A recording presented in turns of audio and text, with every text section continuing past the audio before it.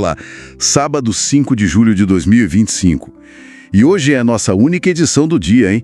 Vamos mergulhar num assunto que está, assim, na ponta da língua de muita gente. Ou melhor, dos teclados, né? Como a linguagem das redes sociais está reinventando o jeito que os jovens se expressam. E não só como se expressam, mas como constroem suas próprias identidades também. Olha, a língua sempre mudou, claro, isso não é novidade. Mas o ritmo agora, com TikTok, Twitter, Instagram, parece que tudo ficou muito mais rápido, né? Especialmente para essa galera Z e alfa. Aí surge aquela pergunta, né?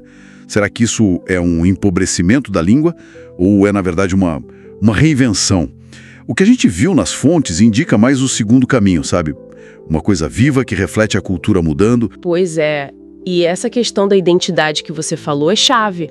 Quando a gente vê essas gírias novas, tipo slay, no cap, ou até main character, Riz, isso vai além de ser só modinha, né? É um jeito de buscar pertencimento, de construir quem você é naquele espaço e até de marcar uma posição cultural dentro de certos grupos. E a velocidade disso, é isso que me impressiona. A Hayat Al-Khatib, que é professora de linguística, fala exatamente sobre isso. Ela diz que o impacto das mídias digitais está acelerando a evolução da língua de um jeito, nossa, sem igual.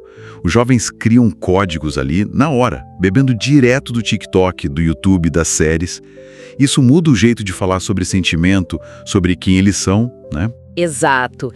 E o jeito como esses códigos funcionam é bem interessante. Tinha uma reportagem da New Yorker que falava disso. Mencionava como expressões tipo POV, ou ponto de vista, e os próprios memes, eles funcionam quase como uma nova gramática cultural.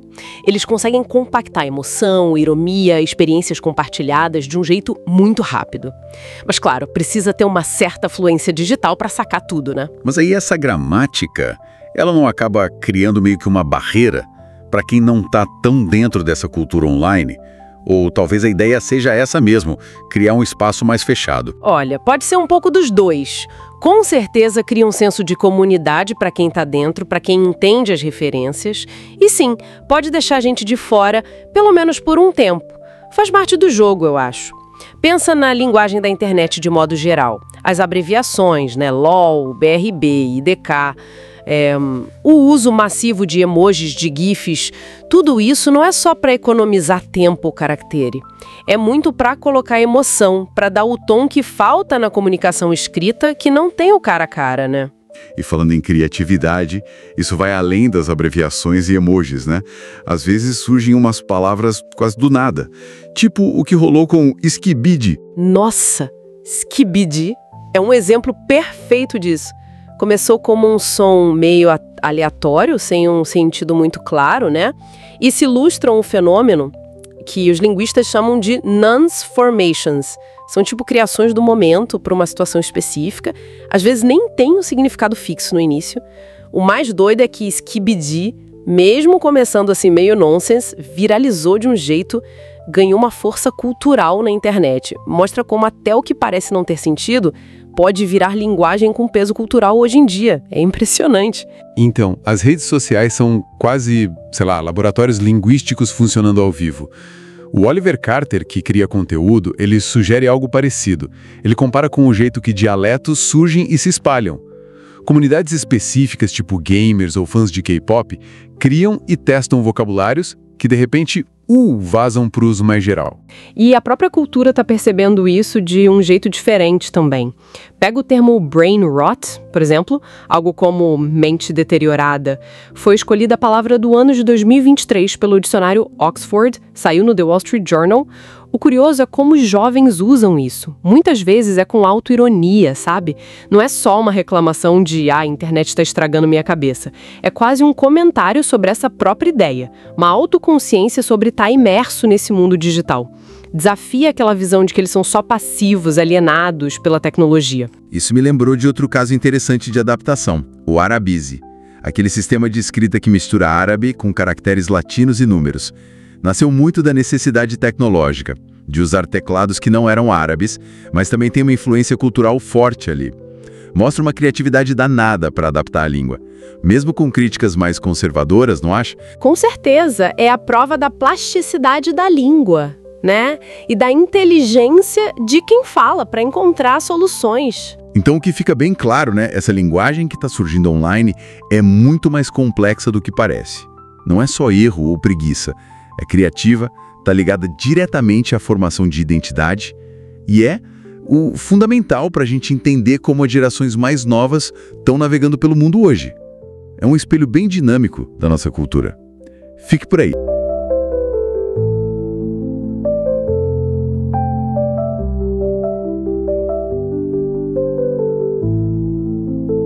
Bem-vindos de volta. Olha, nesta parte da nossa edição a gente vai mergulhar um pouco mais fundo no impacto cultural e até político, né? Exato. Que essas novas linguagens digitais estão causando. Exato. Como é que elas desafiam certas normas e, claro, acabam atraindo reações mais conservadoras. Esse é um ponto central mesmo. E o interessante é que não são só, palavras novas soltas, sabe? Certo.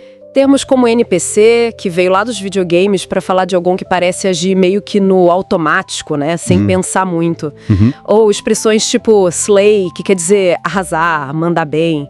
Ou a tal da main character energy, né? Aquela energia de ser o protagonista da própria vida. Sim, tenho ouvido bastante. Então, tudo isso mostra novas formas de construir identidade, de contar a própria história e até, olha só, de fazer crítica social. Entendi. Elas criam, assim, uma base cultural diferente para a galera mais nova.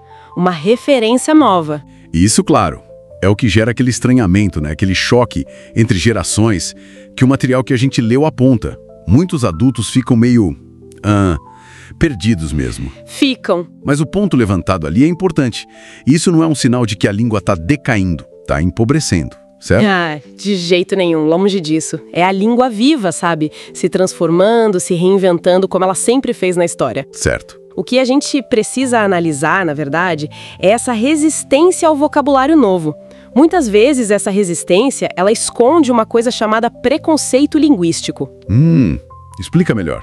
É aquele julgamento que a gente faz baseado em como a pessoa fala, né? E também um certo elitismo cultural, sabe? Acabam falando que essas expressões são erradas ou que são pobres. Sim, como se fossem inferiores. Exato. Ignoram que a língua sempre foi moldada pelo uso do povo, pelo uso popular, pela história real do uso. E é aí, nesse ponto, que a coisa fica mais profunda, eu acho. Porque essa desqualificação muitas vezes atinge justamente expressões que nascem em certos grupos, né? Como o material indica, periferias, cultura negra, a galera LGBTQIA+.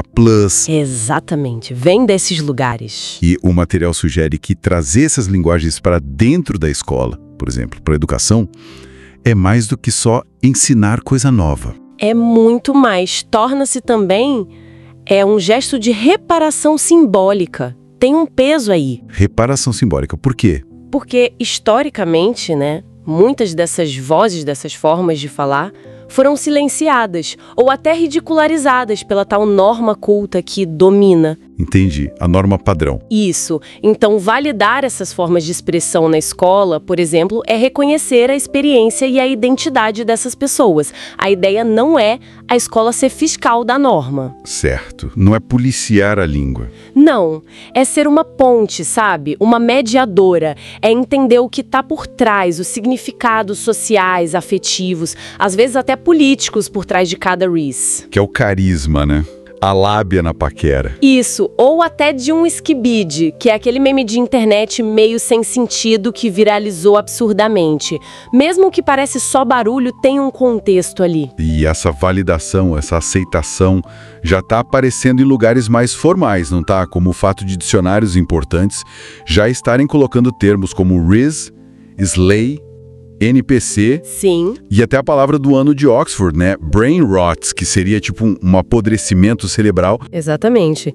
Que se refere àquele consumo excessivo de conteúdo online meio de baixa qualidade, digamos assim. É verdade. Isso tudo é o processo de legitimação acontecendo. É um sinal claro de que essa linguagem digital já não é mais um negócio de nicho, entende? Deixou de ser coisa só da internet. Já faz parte do repertório da língua de hoje e está sendo reconhecida pelas instituições. Então, o que a gente pode assim, tirar disso tudo? Que a linguagem continua sendo essa coisa viva, né? Pulsante, que resiste, que se adapta, principalmente nesse ambiente online que a gente vive. Com certeza. Mesmo as gírias, os termos que parecem mais simples podem ter um peso cultural e muitas vezes um peso político bem grande. Sem dúvida. Fica aí a reflexão, né? Se a linguagem que a gente usa molda o jeito como a gente vê o mundo, como será que essas novas formas digitais estão, aos pouquinhos, reconfigurando a nossa própria percepção da realidade, das relações entre as pessoas? É uma ótima pergunta para a gente continuar pensando. Os links para as fontes que serviram de base para a criação desta edição e também o acesso a outros artigos, tá tudo na descrição, ok? Um abraço para todo mundo e até a próxima! E lembre-se que o podcast vai ao ar de segunda a sexta, às 7, meio-dia e 17 horas, e aos sábados, ao meio-dia.